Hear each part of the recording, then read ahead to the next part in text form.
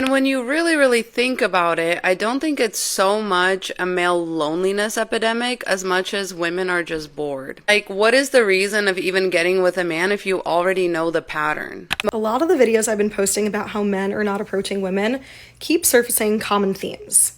Fear of rejection, fear of being called creepy, anger towards women that women have been telling men to not approach them, so now men are confused on this app. I'm going to say this as a woman who's been married for 14 years. I've been with my partner for 16. He is a whole boy, like he's a boy. Men are not suffering in enough silence. I have to hear about it so loudly. Prepare yourself, because what you're about to see isn't an opinion. It's pure desperation. Women everywhere, from every age, every type, every personality, are going online completely confused about what's happening. They can't understand why men have disappeared, why they stopped trying, why the silence from men suddenly became deafening. They're scared, confused, outraged, and in every video, in every sentence, a truth slips out without them noticing. They helped create the very reality that now terrifies them. A lot of the videos I've been posting about how men are not approaching women keep surfacing common themes. Fear of rejection, fear of being called creepy, anger towards women that women have been telling men to not approach them, so now men are confused on this app. And another thing that I'm seeing very persistent across these comments is very low confidence and low self-esteem. Now, some of the things I just pointed out, I think women have played a role in. Like, men are afraid to make the move because a lot of women don't know how to handle letting down a guy, so they make the guy feel bad, and then when the guy feels bad, they're like, well, I don't want to put myself out there. So I do believe we need to hold women accountable and teach them how to be respectful with letting down a guy and like not be passive aggressive and rude and make the guy feel uncomfortable. So like, we should hold women accountable, yes, and we should also recognize that like the issue around low self-esteem and low self-confidence is completely separate from like even the whole discourse around should men approach women or not. Like, the fact that so many people, men included, but like people generally struggle with their self-esteem and self-confidence is so upsetting, because if we don't have a strong sense of self, we're not going to be healthy.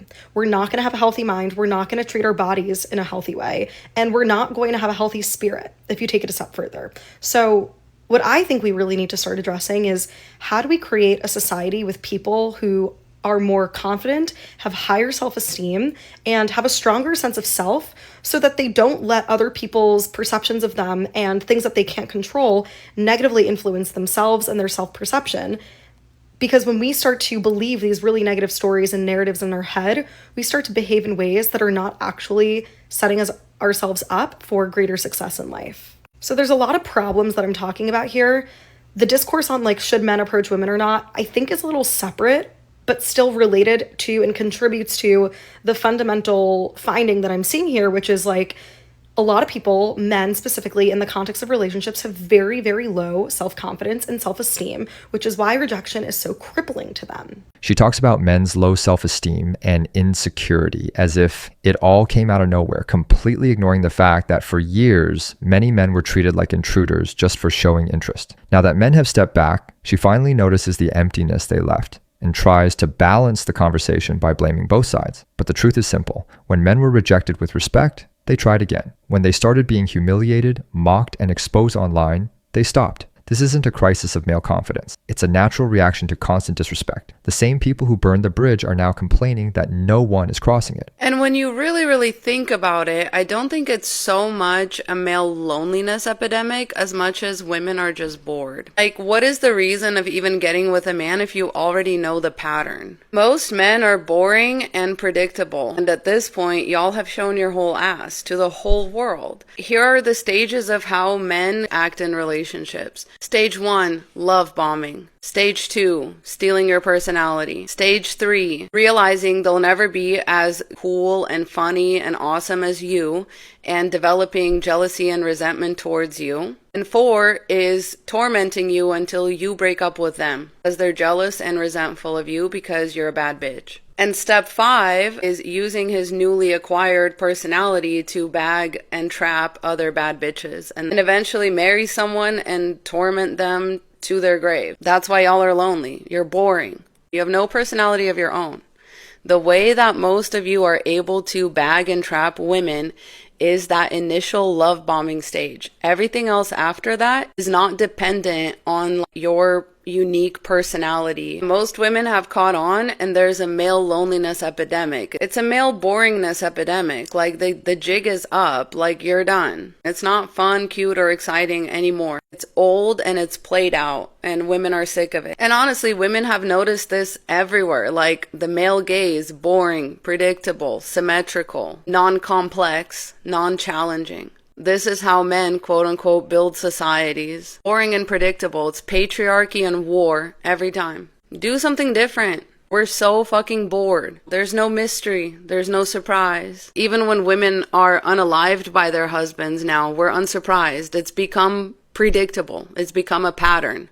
Nobody is surprised anymore by the lies, cruelty, and violence. Just become boredom and honestly rage-inducing. It's like, I just can't live in this fucking time loop over and over again anymore. That's where most women are at, because men refuse to change, to better themselves. They just want to make things worse for other people so that they don't seem as bad in comparison. Like, oh, maybe if women can't work, can't vote, can't divorce us, can't do anything else, then maybe being with a man won't be so bad. That's the same trick you always do.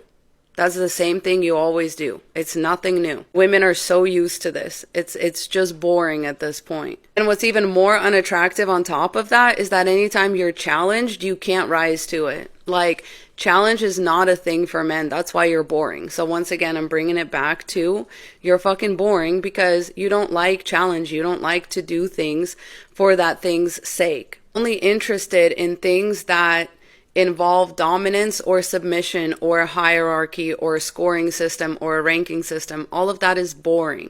It's boring and predictable. And that's why you like it. Men like to create artificial environments and then pretend like they're thriving in an environment that is boring, predictable, and very unfairly benefits them. Once again, then it won't be as obvious how weak, boring, and dumb you all are as a whole, with some outliers. Those would be the men that have risen to the challenge. Those would be the men that prefer growth to boredom. They prefer change to insanity, which is doing the same thing over and over and over again, wondering why you get the same fucking result.